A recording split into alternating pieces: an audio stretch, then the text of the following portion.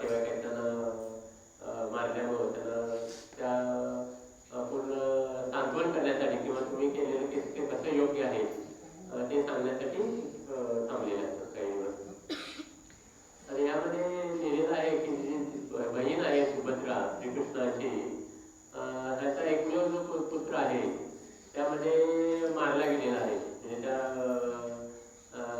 हे आहेत अभिमन्यू, आणि अभिमन्यूंचा नुकताच विवाह झाला होता आणि त्यांना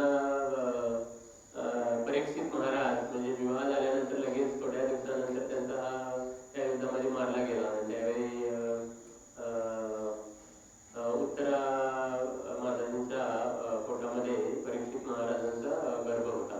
तर परीक्षित महाराजांच्यावर पण कसा हे आहे, दुर्योधनाने ब्रह्मास्त्र सोडलेलं होतं ते श्रीकृष्णाने कसं त्यांना हे केलेलं आहे, म्हणजे गर्भामध्ये त्याचं संरक्षण केलेलं आहे. तिथूनच युधिष्ठिर जे परीक्षित महाराज आहेत ते किती विशेष भक्त आहेत याची आपल्याला प्रचिती येते.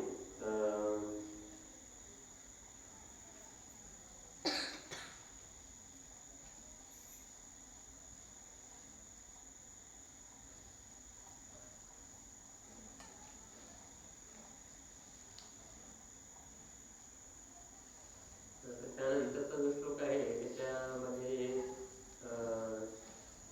हे केलेलं आहे की भगवंतांनी निघण्यापूर्वी अनुमती मागितल्यानंतर युधिष्ठिरांनी ती मान्य केली. भगवंतांनी आदरपूर्वक चरण स्पर्श करून त्यांना प्रणाम केला. युधिष्ठिरांनी त्यांना आलिंगन दिले. अनेकांनी त्यांना आलिंगन व दंडवत प्रणाम केल्यानंतर ते रथावर आरूढ झाले.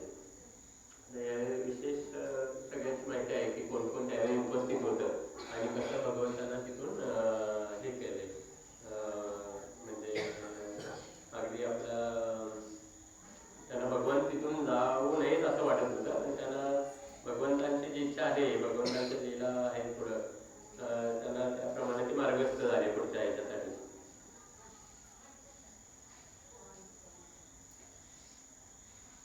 एक 16वा श्लोक मध्ये एक विशेष असं डिटेल्स आहे. आता हे जे हस्तिनापुरात जे भगवंत ज्यावेळी आले त्यावेळी तिथले जे भक्त होते त्यांचा आनंद अगदी गगनात मावेनासा झाला.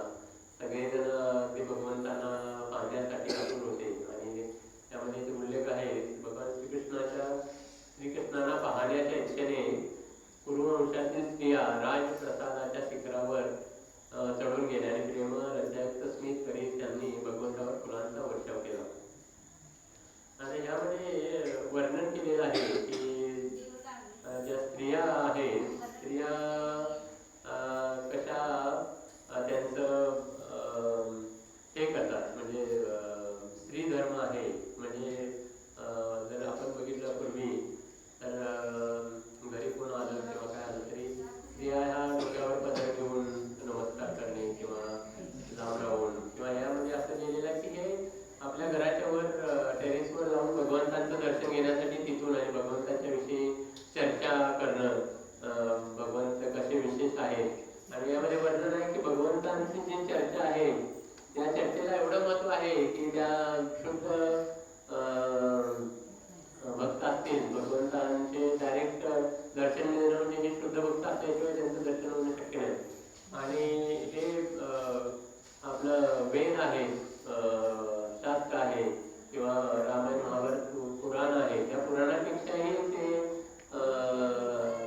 भक्तांमधली किंवा त्या भक्तांमधली भगवंतांच्या विषयी चर्चा, या चर्चेला विशेष महत्व दिलेलं आहे त्यामध्ये की त्या भगवंताविषयी नाम रूप गुण याविषयी सगळ्या ह्या चर्चा त्यांच्या भगवंताच्या विषयी या स्त्रियामध्ये सुरू होत्या.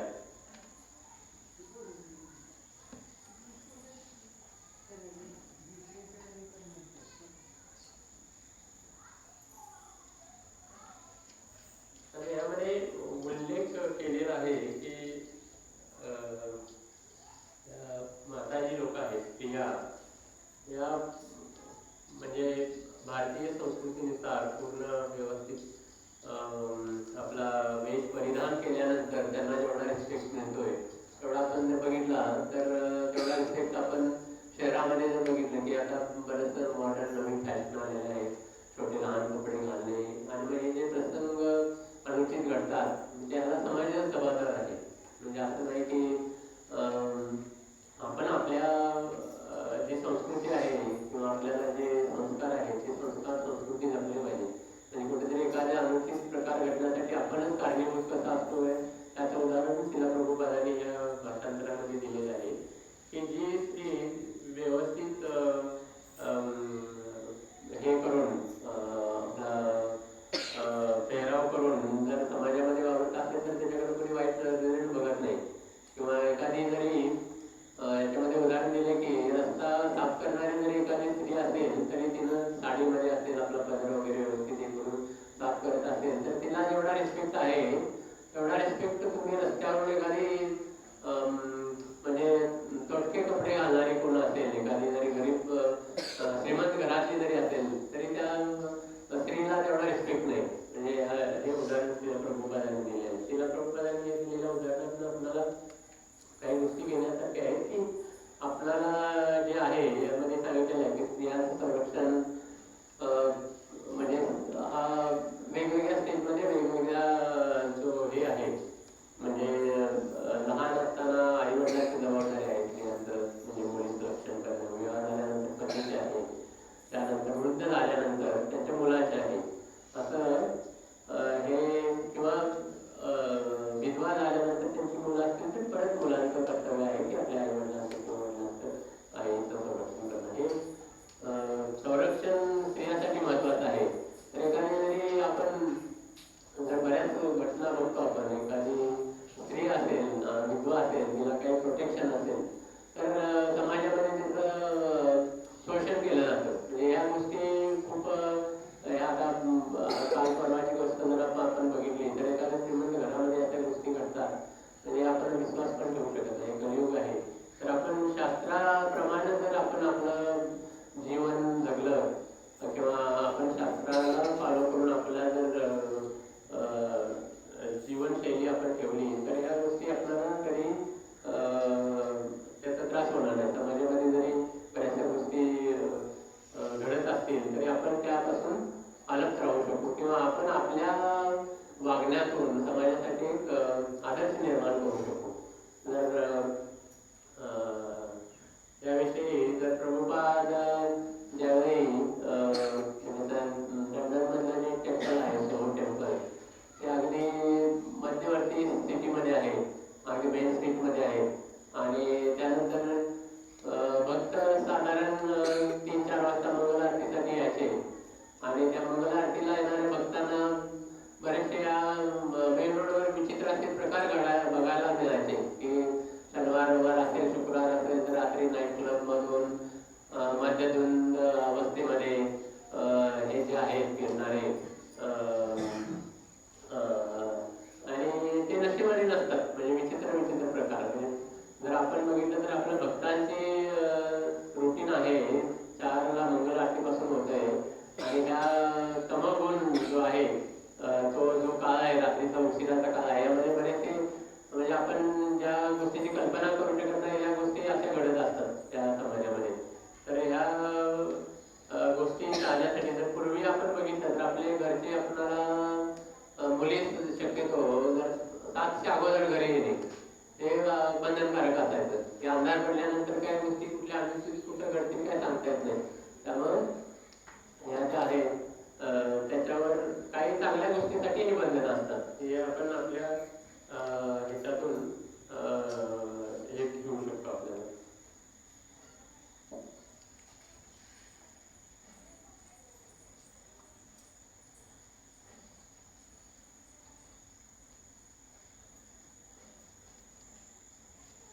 तर ह्यामध्ये जे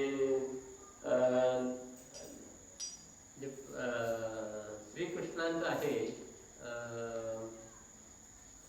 म्हणजे श्रीकृष्ण कसे अवतरित झाल्यानंतर त्यांनी त्यांची जी हे आहे काय म्हणतो आपण शक्ती आहे, म्हणजे वेगवेगळ्या ज्या लीला केल्या त्यामधून आपण त्याचे ते कसे विशेष आहेत किंवा आदिपुरुष कसे आहेत ह्याविषयी माहिती आपल्याला याच्यामध्ये श्लोक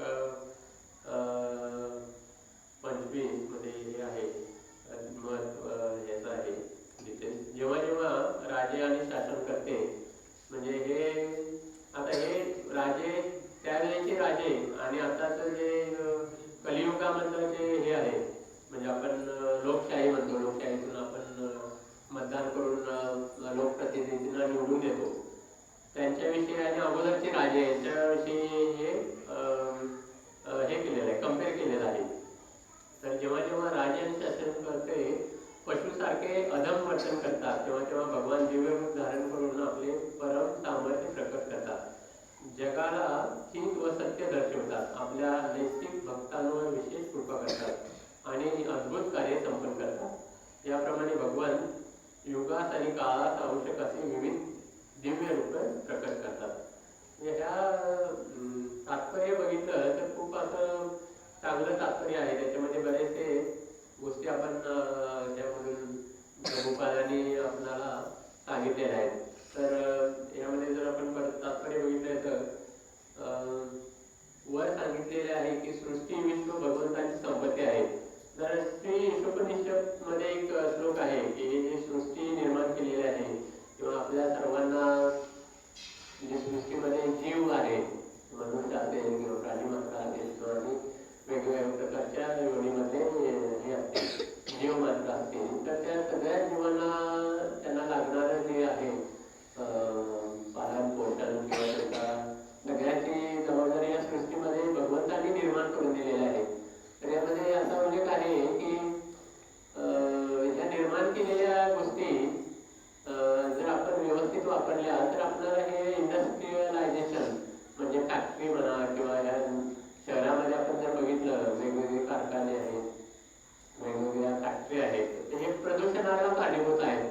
जर आपण कोल्हापूरमध्ये बघितलं तर पंचगंगेमध्ये बरंच प्रदूषणयुक्त पाणी, तेच आपण जर कोतवाडीमध्ये बघितलं तर इकडे काही नाही, शुद्ध पाणी आहे. नदीला आपण जरी आता गेलो तरी आपलं चांगलं पाणी असणार आहे किंवा याच्यापासून आपण पश्चिमेकडे गेलं तर अजून चांगल्या पाणी मिळतं आपल्याला. म्हणजे निसर्गात जे भगवंताने जशी सृष्टी निर्माण केलेली आहे त्याप्रमाणे आपण जर आपण त्या सृष्टीला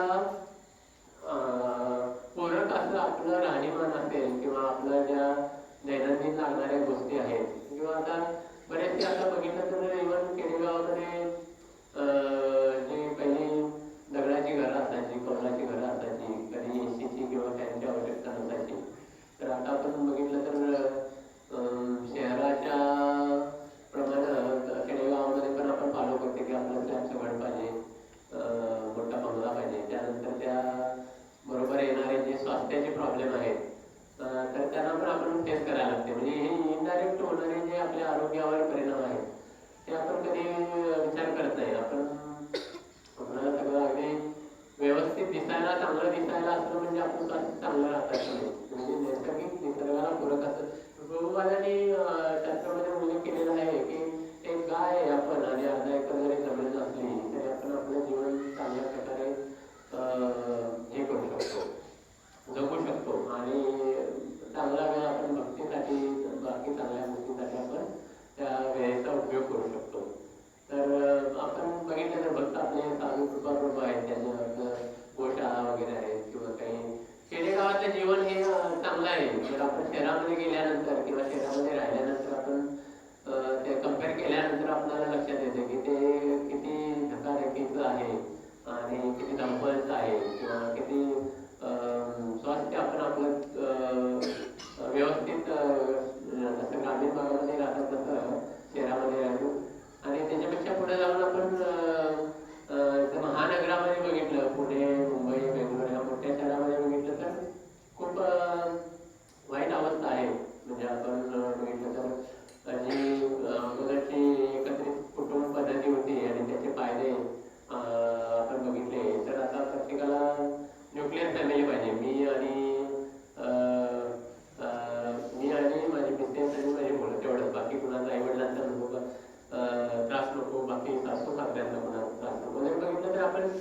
परिणाम म्हणजे हे वृद्धाश्रम वगैरे तयार होणं, या सगळ्या गोष्टी निर्माण व्हायला लागल्या. म्हणजे आता जर आपण विचार केला, पंढरपूरमध्ये पहिला आपण पुंडलिकाचं दर्शन घेतो, तर पुंडलिक कसं आहे, आई वडिलांच्या भक्तीचं प्रतीक आहे. म्हणजे भगवंत ज्यावेळी भक्ताच्या भेटीसाठी आले त्यावेळी पण ते आई आणि वडील त्याच्या मांडीवर विश्रांती घेत होते. तर ते म्हणले, थांबा, तुम्ही जर तुम्हाला की हे केलं तर माझ्या आई वडिलांचं सेवामध्ये हे होईल, व्यत्यय येईल. तर त्या ज्या भूवैकुंठ आहे पंढरपूर, तर त्याचं एवढं महात्म्य आहे किंवा संत एवढे होऊन गेले आपल्या महाराष्ट्रामध्ये, विशेषतः संत ज्ञानेश्वर, तुकाराम, बरेचसे संतांची आपल्याला हे लाभलेले आहे, संस्कृती लाभलेली आहे. तर याचा विचार केला तर आई वडिलांची सेवा करण्यापेक्षा आता आई वडील हे सर्वांना म्हणजे आधी म्हातार वयामध्ये त्रास वाटायला लागले. म्हणजे ज्यावेळी आपण लहान असताना ज्यांनी आपली काळजी घेतली, आपलं शिक्षण किंवा आई वडील, म्हणजे आता शास्त्रामध्ये लिहिलं आहे की गुरुंच्या नंतर आई वडील हे आपले हितचिंतक आणि आई वडील सगळ्यात आपले हे आहे, काय म्हणतो पण काळजी घेणारे किंवा आपल्या सदैव विचार करणारे, आपल्या कल्याणासाठी, म्हणजे आपले शुभचिंतक आहेत. यामध्ये उल्लेख जो आहे याचा, जर आपण वाचलंय तात्पर्य, म्हणजे हे युधिष्ठिर महाराजांच्या वेळेची जी समाज होता आणि त्यावेळी कसं वातावरण होतं आणि आत्ताचा समाज कसा आहे आणि आत्ताचं वातावरण कसं आहे आणि आपण त्यातून काय शिकलं पाहिजे आणि आपल्याला आपल्या दैनंदिन जीवनासाठी आपल्या आयुष्यामध्ये काय त्याचं गोष्टी घेतल्या पाहिजेत. आणि यामध्ये आहे जसं आता आपण म्हणतो की ही श्री ईशोपनिषदमध्ये एक श्लोक आहे की भगवंतांनी कशी सृष्टी निर्माण केली आणि हे सगळं जे आहे सगळं भगवंताचं आहे. आपण फक्त इथं त्यांनी दिलेल्या गोष्टी आपण सांभाळण्यासाठी इथं आपल्याला तेवढाच आपला हक्क आहे. यामध्ये लिहिलेलं आहे की परमेश्वराच्या या संपत्तीवर कुणीही अतिक्रमण करू नये. भगवंत परमकृपेने जे देतील ते संतोषाने स्वीकारावे. पृथ्वी, अन्य लोक किंवा अखिल विश्व ही सर्वस्वी भगवंताची संपत्ती आहे. तेथील सर्व जीव मात्रे त्यांचेच अंश आहेत अथवा पुत्र आहेत आणि त्यामुळे प्रत्येकाला आपले विहित कर्तव्य करण्यासाठी येथे त्यांच्या कृपेने जगण्याचा पूर्ण अधिकार आहे. तर यामध्ये पुढं लिहिलेलं आहे की जे आत्ताचे जे शासनकर्ते आहेत ते पूर्वीचे कसे आणि आत्ताचे होते, आत्ताचे कसे आहेत. म्हणजे तेव्हा कुणी दुसऱ्या व्यक्तीला अथवा पशूंचा सुद्धा अधिकारावर भगवंतांचा पूर्व त्यांच्या भगवंतांच्या आज्ञेशिवाय कुणी दुसऱ्याला काय अतिक्रमण करून किंवा हे करत नव्हते. आता जे राजा युधिष्ठिर महाराज आहेत, युधिष्ठिर महाराज म्हणजे भगवंतांचे ज्या आज्ञा आहेत त्या पाळणारे आणि भगवंतांच्या इच्छेनुसार जे शासन करायला पाहिजे त्याप्रमाणे ते शासन करत होते. म्हणजे असं हा पूर्वीचं जर आपण बघितलं तर हे भारतभूमी म्हणजे पूर्ण जग हे एकच राज्य होतं. म्हणजे असं नव्हतं की भारत, पाकिस्तान आहे किंवा वेगवेगळे देश आहेत. म्हणजे आता जे जर आता 15 दिवसापूर्वीची जर परिस्थिती बघितली आपण, म्हणजे युद्धजन्य परिस्थिती होती. तर अगोदरचं जे एक राज्य असल्यामुळं म्हणजे वसुदैव कुटुंबकम ही संकल्पना आहे किंवा हे शास्त्रामध्ये माहिती दिलेली आहे. जर आपण एक कुटुंब म्हणून या जगाकडे बघितलं तर आपल्याला काही हे नाही, संकट नाही.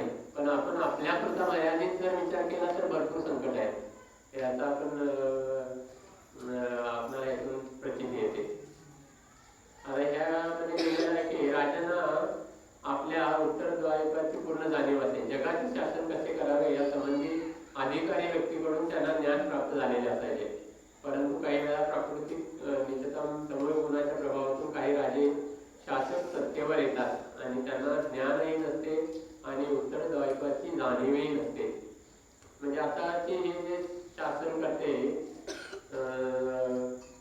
म्हणजे कसे पूर्वीच्या राजांच्या बरोबर आपण जर त्यांची तुलना केली तर म्हणजे किती लोकप्रतिनिधी असले तरी पहिला निवडून गेल्यानंतर म्हणजे त्याविषयी बोललं तेवढं सोडत नाही. की आपण किती खर्च केला, त्यातून आपल्याला किती कमिशन मिळणार किंवा या सगळ्या गोष्टी होतात. म्हणजे असं आपण काय म्हणतो निष्काम कर्म करत नाही किंवा यातून बाबा मला काही मिळणार नाही, काहीतरी यातून आपला फायदा होणार आहे याचा विचार करत असतो कुठलीही गोष्ट असली तरी. म्हणजे ज्या बघितला तर प्रत्येक जण ह्या भौतिक दृष्टिकोनातून या प्रत्येक गोष्टीकडे बघत असतो. आणि त्यामुळे सगळे आता जे शासनकर्ते आहेत ते आपणच निवडून दिले आहेत. आणि म्हणजे पहिल्या राजासारखं त्यांचं कार्य असेल असं अपेक्षा आपण करणं थोडं हे आहे आताच्या कलियुगामध्ये. पण आपण स्वतः जर आपण आपल्या काही गोष्टी जीवनामध्ये अवलंबल्या की भ्रष्टाचार करणार नाही किंवा लाच देणार नाही किंवा या सगळ्या गोष्टी ज्या आहेत शास्त्रामध्ये लिहिल्याप्रमाणे आपण आपली जी म्हणजे बऱ्याचदा आपल्याला अडचणी येतात की 10 लोकांतले 8 जण एखादं शासन दरबारी काम असेल तर त्यांना काही पैसे दिल्याशिवाय काही काम होत नाही. त्या ठिकाणी आपल्यासारखा भक्त गेला तर तो म्हणणार मी 10 ठेपा मारल्या तरी चालेल पण माझा पैसा देणार नाही. म्हणजे सतत विवेक बुद्धीनं कमवलेला जो पैसा आहे, कामाने मिळवलेला पैसा आहे, त्याची किंमत जशी भक्तांना असते तशी हा जर अवैध मार्गातून कमवलेला पैसा आहे, जर आपण उदाहरण बघितलं तर अवैध मार्गातून कमवलेला पैसा आहे तो असाच निघून जातो. आणि ह्या मार्गे मिळवलेला पैसा आहे त्याचा जर आपण परिणाम बघितले तर त्या कुटुंबावर विचित्र परिणाम होतात. म्हणजे आपण एखादे म्हणतो की एखाद्याकडून लाच घेतली किंवा एखाद्याकडून असं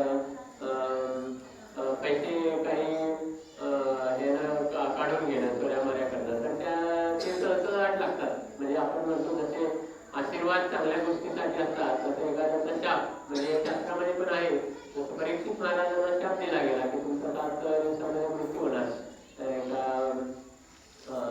ऋषींची तपस्यामध्ये भंग केल्यामुळं तसं आशीर्वाद आणि हे शाप हे तेवढेच इफेक्टिव्ह असतात म्हणजे चांगल्या आणि वाईट गोष्टीसाठी. तसंच आपण जी कमवलेली लक्ष्मी आहे विवेक मार्गानं आणि अविवेक मार्गानं यामध्ये बराच फरक आहे. म्हणजे विवेक मार्गानं कमवलेली जी लक्ष्मी आहे त्यामध्ये समाधान आहे आणि अविवेक मार्गाने कमवलेली संपत्ती आहे त्याला रात्री झोप लागत नाही की बाबा माझ्याकडे पैसे एवढे आहेत कुठे ठेवू. म्हणजे तो त्या चिंतेमध्येच असतो. जर एखादा आपण भक्त बघितला तर त्याचं चांगलं साधं जीवन असतं, त्याला काय कुठल्या झोपेच्या गोळ्या घ्यायची आवश्यकता नाही या गोष्टीसाठी. तर हे शास्त्रामध्ये लिहिलेल्या गोष्टी आहेत त्याला अनुसरून आपण आपलं जर जीवन साधं जीवन आणि उच्च विचार असं जर आपण जगण्याचा प्रयत्न केला तर आपल्याला नक्कीच यामध्ये फायदा होईल. हा श्रीमद भागवतचा विषय घेण्यापाठीमागचं कारण म्हणजे परवा दिवशी माझी टेस्ट आहे आणि 1-2 चॅप्टरचा मला त्याच्यावर टेस्ट द्यायची आहे आणि मला 1 दिवसामध्ये बाकी कुठल्या गोष्टींची तयारी नाही त्यामुळे मी यात निवडला. तर याविषयी काही प्रश्न असतील कुणाचे किंवा एकदा कुठल्याही आपण चर्चा केलेल्या विषयाविषयी तर आपण आपण त्याच्यावर चर्चा किंवा काही असेल तर करते. धन्यवाद.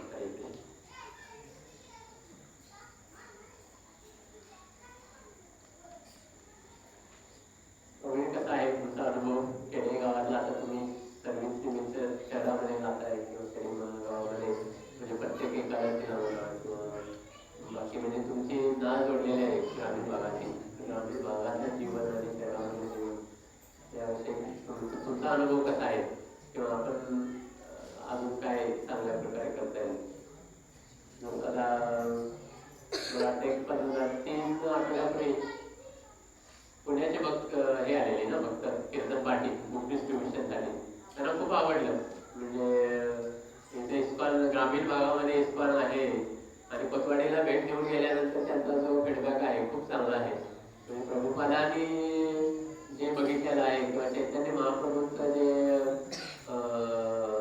भविष्यवाणी आहे नगराधिक ग्राम म्हणजे प्रत्येक गावामध्ये प्रत्येक गलीमध्ये हे संकीर्तन पोहोचलं पाहिजे. भगवंताचं नाम गुण लीला या सगळ्या गोष्टी खेडोपाडी पोहोचल्या पाहिजेत. आणि यासाठी ते बस पाठी साधारण 20-19-20 दिवसाचा पन्हाळा तालुक्यामध्ये साधारण 180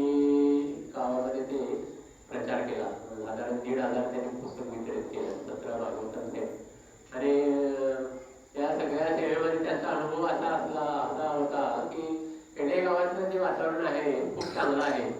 म्हणजे तिथले जे हे आहेत भक्त आहेत किंवा त्यातले जे लोक आहेत श्रद्धाळू लोक आहेत, विशेषतः वारकरी संप्रदाय किंवा एखाद्या कुठल्या आध्यात्मिक संस्थेशी जोडले गेलेले आहेत. तसं शहरातलं वातावरण बघितलं तर बराच फरक आहे. तर खेडेगावामध्ये भरपूर स्कोप आहे म्हटले म्हणजे. आणि त्यांचा मानस आहे की ज्या ज्या भक्तांनी भगवद्गीता घेतलेल्या आहे त्यांच्यासाठी दररोज साधारण एक 20 मिनिटं ऑनलाईन, म्हणजे जे नवीन भक्त आहेत ज्यांना भगवद्गीतेविषयी काय माहिती नाही तर ते 20 मिनिटाचा ऑनलाईन सेशन घेऊन कुणाची शंका आहेत किंवा कुणाची काय क्वेश्चन आहे आणि शंका निरसन, आणि तसं तुम्ही जर एकादशीला करता सत्संग तसं नियमित जर वेळ त्यांचा ऑनलाईन प्लॅटफॉर्मवर असेल तर त्यांना ब्रह्मचार्यांचा संग मिळेल. आणि भगवद्गीता ज्या घेतलेल्या आहेत घरी म्हणजे त्या आपल्या देवघरामध्येच न राहता त्याचं रोज वाचन होईल, हा त्याच्या पाठीमागचा उद्देश आहे. तर हा एक फीडबॅक चांगला वाटला की कोतवाडीविषयी त्यांना खूप चांगला वाटला आणि खूप खुश आहे ते.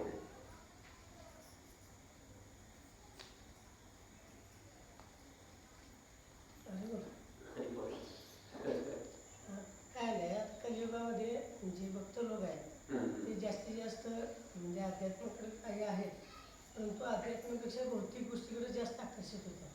म्हणजे भक्त असून पण त्यांना नॉलेज नाही का काय नाही. आता तुम्ही आता लंडनमध्ये पण म्हणजे किती वर्ष 3 वर्ष तिथली संस्कृती म्हणजे आता कसं आहे, आम्ही तर जास्त IT क्षेत्रात वगैरे जाऊन म्हणजे भक्तीत आहे सगळं आहे.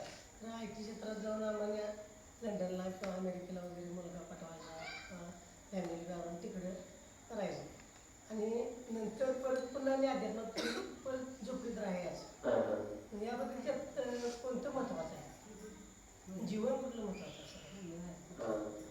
जीवन म्हणजे आता जर गृहस्थ लाईफ बघितलं तर आपल्याला दोन्ही गोष्टी बॅलन्स करायला लागतात. म्हणजे पूर्ण 100% आपण भक्तीला देऊ शकत नाही. म्हणजे जोपर्यंत आपण ब्रह्मचर्य किंवा ब्रह्मचारी आश्रम किंवा संन्यास म्हणजे काय काय जे वर्णाश्रम धर्म आहे तर त्याचा विचार केला तर काही ठराविक जसं म्हणतात की तरुण वयाचं तेच वय आहे कमवायचं, आणि त्यासाठी मग जे आपण युवक वर्ग बघितला तर त्यांची ओढ आहे ती मोठ्या शहरांकडे आहे.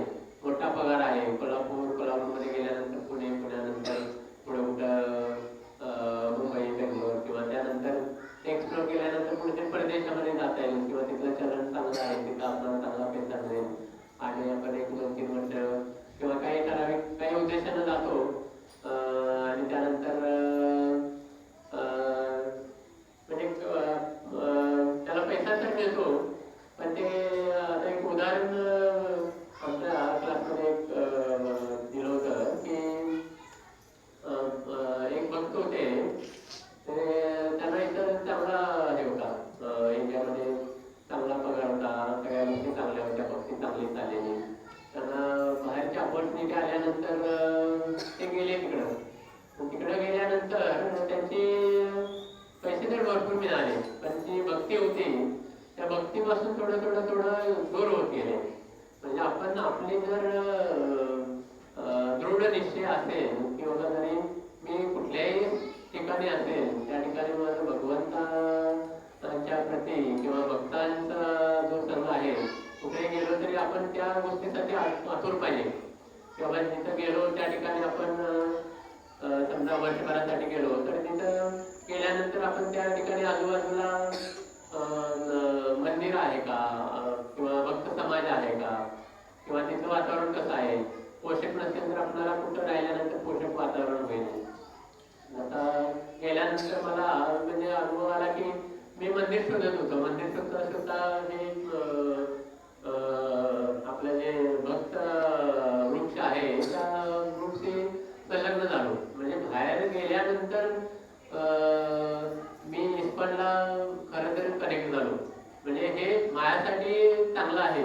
म्हणजे सगळ्यांच्या बाबतीत असं घडतच असं नाही किंवा तिथे गेल्यानंतर आपला जो संघ आहे आपण आपला संघ पुन्हा सोबत असावा त्या मर्यादा जर पाळल्या तर कुठल्याही ठिकाणी असो आपण पृथ्वी तलावर तर प्रभुपादांनी आता एवढं जगभरामध्ये मंदिर आहेत त्यांची म्हणजे कुठे गेले, कुठल्या देशामध्ये गेलं, कुठल्या शहरामध्ये गेलं तरी मंदिर नाही असं नाही.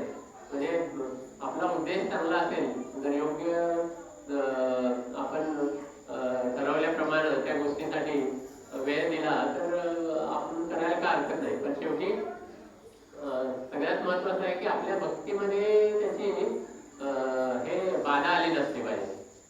भक्ती करत जर आपण या सगळ्या गोष्टी करू शकत असेल तर आपण या गोष्टी अनुभवायला काय हरकत नाही. अनुभवल्यानंतर समजा त्या गोष्टी तिथल्या काही चांगल्या असतील किंवा काही हे असतील तर आपण त्या हे करू शकतो, आपल्या जीवनामध्ये इकडे आल्यानंतर परत करू शकतो.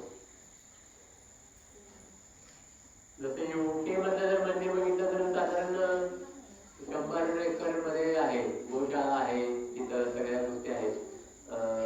म्हणजे भाजीपाला लागणारा भक्त समुदायासाठी किंवा मंदिर प्रसादासाठी तिथं सगळं बनवला जातो.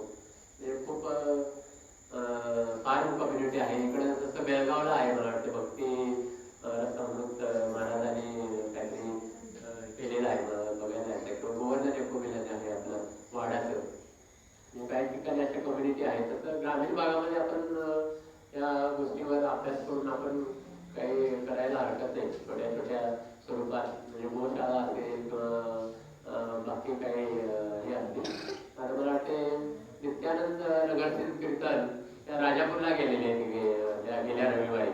तर तिथं एक भक्त होते, ते कॅनडाला राहायच्या अगोदर. आणि त्यांच्या गुरु महाराजांनी त्यांना आदेश दिलेला, आदेश म्हणजे सांगितलेलं की तुम्ही ग्रामीण भागात जाऊन प्रचार करा किंवा प्रभुपादांनी जसं सांगितलंय तसं तुम्ही जीवनशैली आत्मसात करा. तर त्यांनी राजापूरमध्ये एक गाव आहे छोटंसं, त्या गावामध्ये आपलं ह्यांचे विग्रह आहेत, जगन्नाथ बलदेव सुभद्रा, आणि चांगलं त्यांनी मंदिर आहे. आणि बरंच जसं शास्त्रामध्ये लिहिलंय किंवा गुरु महाराजांनी सांगितलंय त्याप्रमाणे त्या गोष्टी सगळ्या चांगल्या हे केलेल्या आहेत, आचरणात आणलेल्या आहेत. आणि त्याच्या तिथल्या भागातल्या सगळ्या भक्तांना फायदा होतो. तसं आपल्या जसं कोतवाडीचा जो संघ आहे त्या संघाचा किंवा हे मंदिर आहे विठ्ठल रुक्मिणी किंवा इस्कॉन सेंटर आहे, या सेंटरचा पंचक्रोशीमध्ये सगळ्यांना फायदा होतो. म्हणजे जसं तुमच्या वर्धापन दिनाला मला वाटते बऱ्याच ह्या मला वाटते या सगळ्या भागातून बघता येतात. तसं प्रत्येक काही ठराविक 10 किलोमीटर अंतरावर असे सेंटर्स असावे असे आपलं परमपूज्य महाराज आहेत, राधानाथ महाराज किंवा त्यांचे जे शिष्य आहेत राधा गोपीनाथ प्रभू येतात. म्हणजे त्यांचं जे विजन आहे की हे आपले सेंटर्स आहेत सगळ्या ग्रामीण भागामध्ये व्हावं, सगळ्या ठिकाणी. म्हणजे कुठं गेलं तरी समजा इथून आपण कोथुलीला गेलो, कळ्याला गेलो, कुठल्या बाजारपेठेत गेलो किंवा कुठल्या छोट्या गावात गेलो तरी तिथं भक्त असले भक्त तिथले ते समाधान होतं. सगळ्या गोष्टी आहेत. तसं तुम्ही या ग्रामीण भागामध्ये तुम्ही लाजावी ना भक्तांचं किंवा तुमचं इस्कॉन सेंटर बनवा, असं हा मेसेज आहे. आणि मग त्याला पूरक अशा गोष्टी घडायला लागल्यात आता. म्हणजे जी भक्त राधाकुंज विहारची जी पुण्याची बसपाटी येऊन गेली तर त्यांचा एक पॉझिटिव्ह वातावरण तयार केले. म्हणजे आपण कोल्हापूरमध्ये असून आपल्या भागामध्ये कधी एवढ्या वाड्या वस्त्या फिरलो नाही, तेवढे ते सगळे त्यांचा रिपोर्ट बघितला तर म्हणजे वाटतं की आपण काही गावं आपल्याला माहिती नाही ती त्या ठिकाणी जाऊन आलेली आहेत. तर भरपूर गोष्टी शिकण्यासारख्या आहेत त्यांच्याकडून. आणि याची प्रेरणा घेऊन आपण जसं तुम्ही चांगलं काम करता तसं आपण प्रत्येकाचे जे हे आहेत काय म्हणतो जन्मगाव आहेत किंवा काही भक्तांना वाटते की बाबा माझ्या जवळचे कोण आहेत, माझे मावशी आहेत, मामा आहेत आणि कोण जवळचे आहेत या समाजाला संबंधित आहेत, तर आपण आपला वैयक्तिक आपल्या लेवलला प्रचार करू शकतो आणि आपले भक्त समाज वाढवू शकतो. तर ह्या पवित्र एकादशीच्या दिनी आपण दृढ निश्चय करू की जेवढं आपल्या यथाशक्ती आहे आपण प्रत्येकानं आपल्या आपल्यापर्यंत प्रयत्न करून ग्रामीण भागामध्ये एक समूह उभारूया त्या भक्तीचे. प्रत्येक ठिकाणी एक 10-15 किलोमीटरच्या अंतरावर इस्कॉन सेंटर असावं असं जे मानस आहे तो कुठेतरी मूळ स्वरूपात एक पुढच्या 5-10 वर्षामध्ये येईल असं आपण अपेक्षा करू.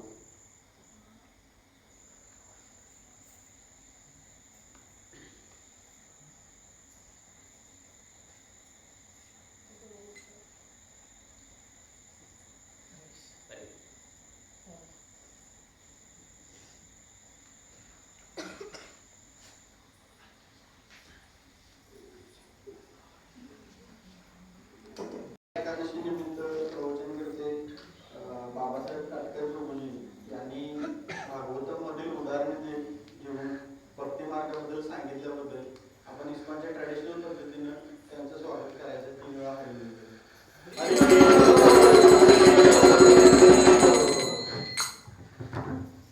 तसेच आजच्या अपरा एकादशी निमित्त महाप्रसाद देणगीदार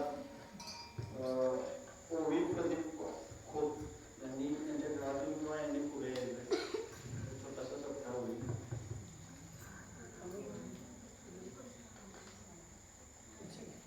त्यानंतर राजाराम आनंदा पाटील, त्यानंतर अर्जुन भगवान गुरुवर,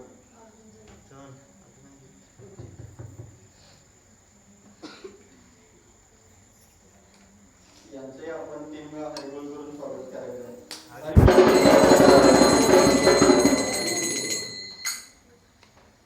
त्यानंतर गंगूबाई शंकर खडके,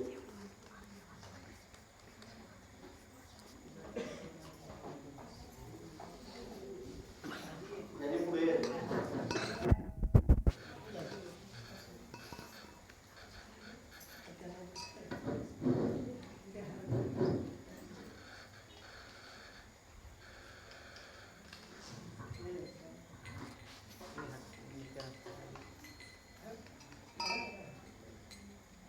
याचे 3 वेळा हरिबोल करून आपण स्वागत करायचं आहे.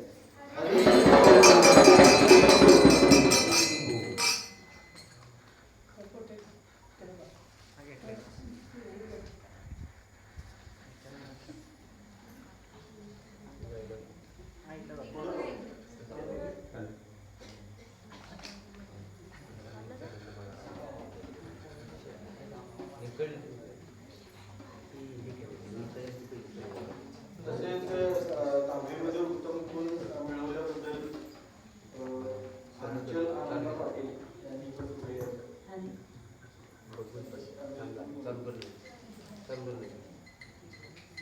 त्याच्यानंतर वेदांत जयसिंग खोत यांनी पुढे यायचं.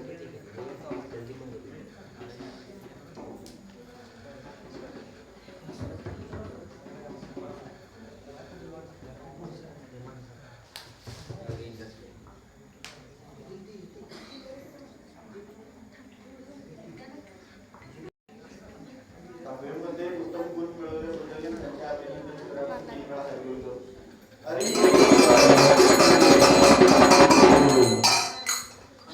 याबद्दल प्रज्ञा संतोष खोत,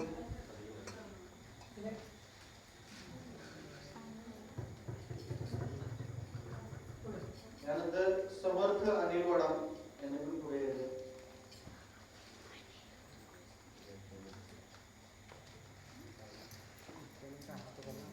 यांचे आपण 3 वेळा हरिबोल करून अभिनंदन करू.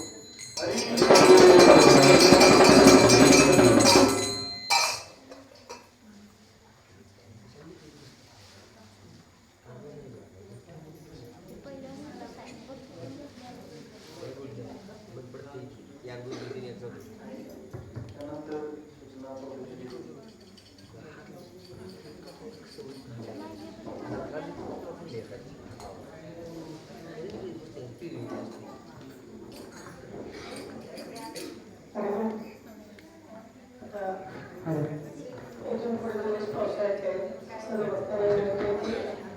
कार्यक्रम शार्प 7 वाजून 15 मिनिटांनी चालू होणार. 8 वाजून 15 मिनिटांनी प्रवचन संपणार. 8:30ला तुम्ही प्रसाद असेल लक्षात घ्या. दोन फक्त काही येत असतात आपण मग रिलॅक्समध्ये येत असतोय गेम शिकणार. दुसरी गोष्ट आहे, पुढची जी एकादशी आहे त्या एकादशीचं नाव आहे पांडव एकादशी किंवा निर्जला एकादशी. प्रसाद करायचा एकूण एकादशी 25 आहेत. वर्षाच्या सर्व एकादशी आपल्याला होतील याची गॅरंटी नाही, बरोबर आहे. प्रत्येक एकादशी पालन करते असं नाही. म्हणून पांडवामध्ये जे भीम आहेत जे सर्वात महाप्रसादामध्ये एक नंबर आहे, तर त्या भीमांच्यासाठी वरदान आहे. भीम एकादशी सुद्धा म्हणलं तर, आणि त्या एकादशीला भगवंतांनी सांगितले की या सगळ्या एकादशी तुझ्या नाही झालेल्या, परंतु एक एकादशी तू कर वर्षात. ती कशी कर? निर्जला करायची. एकादशी म्हणजे अजून काही जणांना माहित नाही की आज चालू होती सकाळपासून आणि उद्याची पारणाची वेळ आहे मग ती 10च्या आत असते तिथपर्यंत त्याला एकादश म्हणायची. संध्याकाळी प्रसाद घेतला तर ती एकादश म्हणणार. तरी पण आपण काय करायचं ज्याला जसं जवळ तसं ज्यांना 12 वाजेपर्यंत निर्जल थांबता येते पावसाळ्यात दिवसात थांबायला अडचण नाही 12पर्यंत थांबू शकतात ज्यांना सूर्य मावळेपर्यंत तिथंपर्यंत थांबू शकतात आणि त्यानंतर इथे इथेचे प्रसाद असणार आहे प्रसादाचा पण लाभ घ्यायचा आणि ज्यांना वाटते सकाळपर्यंत करायचं ते सकाळपर्यंत करू शकतो काय कारण आपण ज्या कलियुगात आलो त्या कलियुगामध्ये हरिनाम घेऊन आपण भक्ती करून इथे निघून जायचं. आता काही दिवसामध्ये आपली आषाढी एकादशी येणार आहे तर सर्व भक्तांनी सुद्धा आनंदी वातावरणात आम्ही खालपणापासून जाऊन आलो तयारी चालू आहे तिकडे की जेणेकरून जेवढे भक्त तिकडे येणार पंढरपूरला तर आतापासून त्यांची तयारी चालू. तर आपण सुद्धा ज्यावेळी एकादश आहे त्यावेळी आपलं जरासं घर काम आहे की लवकर आठवायचं आणि पटकन मंदिराकडे यायचं की जेणेकरून प्रवचन करायला येतं निवडतं काम आहे. तर सर्व उपस्थित राहणार. दुसरी गोष्ट आहे संकीर्तनामध्ये जोरात सर्वांनी भाग घ्यायचा आहे की जेणेकरून जोपर्यंत संकीर्तनचा अर्थच असा आहे की तन मन धन हे जे आपलं आहे ते विसरलं पाहिजे कीर्तन सगळं विसरलं पाहिजे असं आपण भगवंतासाठी संकीर्तन करायचं आहे. यामध्ये आपण लाजणे हे ते भक्तीमध्ये भगवंतासाठी हे सगळं करायचं आहे म्हणजे तुमचं जे काय नक्की असेल तुमचं जे काय वागणं असेल हे सगळं जे आहे ते भगवंतांना अर्पण करायचं आहे.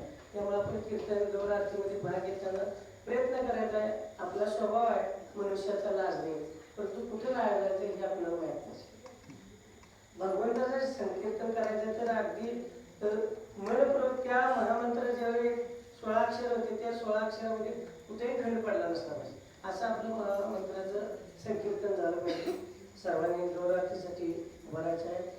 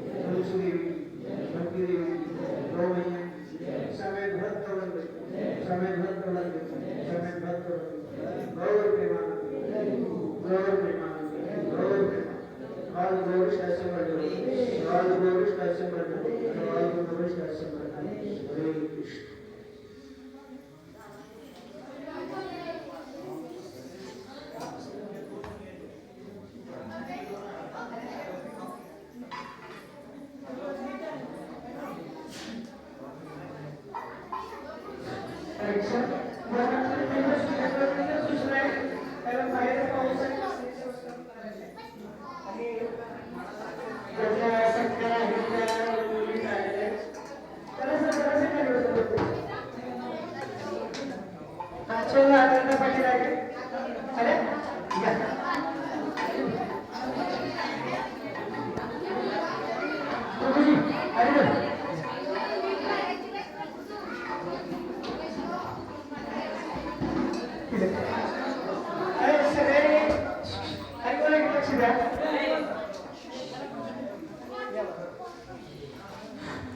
हरे कृष्ण. आपण भारतामध्ये आहे, भारतातले भक्त भक्ती करतोय, परंतु हे भक्त दिसतात का? साधारणपणे कुठले आहेत? बरेचसे असतील असं वाटत नाही, आहेत असतील. तर प्रभू जसं लंडनला येतात तसं त्या पद्धतीने सर्व जगभर इस्कॉनचा प्रचार चालू आहे. आणि खरोखर हे जे येतात धर्मीचे जे हुशार विद्यार्थी बघा, आपल्याला आनंद पाटील, वेदांत जयशंकर, प्रज्ञा संतोष खोत आणि समर्थ आणि जोरात 3 दाखल करा सगळ्यांनी पहिलं. हरे कृष्ण.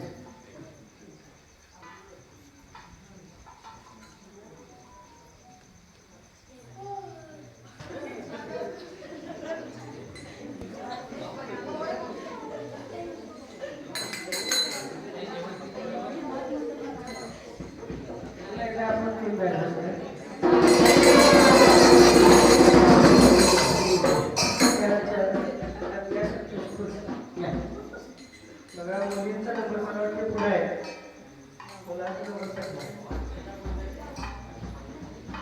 बऱ्याच माताजीला प्रश्न पडतो आपण काही मंदिरात जायचं नाही, भक्ती करायची नाही. या फोटोवरचं लक्षात येत असेल या ज्या माताजी आहेत त्या फॉरेनच्या, की त्यांनी आपल्याला संस्कृती शिकवायला चालू केली. आपण काय आता जे प्रभूजींनी एक भागवताच्या 10 अध्यायामध्ये सांगितलेलं आहे ते आपण ड्रेस कसा परिधान करायचा. आणि हा ड्रेस पुन्हा नाही तर फक्त भगवंतासाठी आहे, हा लक्षात. आणि त्यासाठी कारण आपण मग भगवंताकडे बघतो, त्याचा काय उपयोग आहे? भगवंताने आपल्याकडे बघायसाठी आपण या पद्धतीने भगवंतासाठी आपण घ्यायचं आहे. हरे कृष्ण.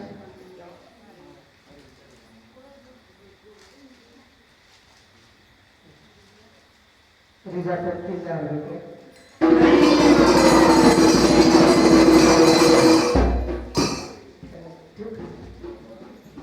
घेऊन जायचं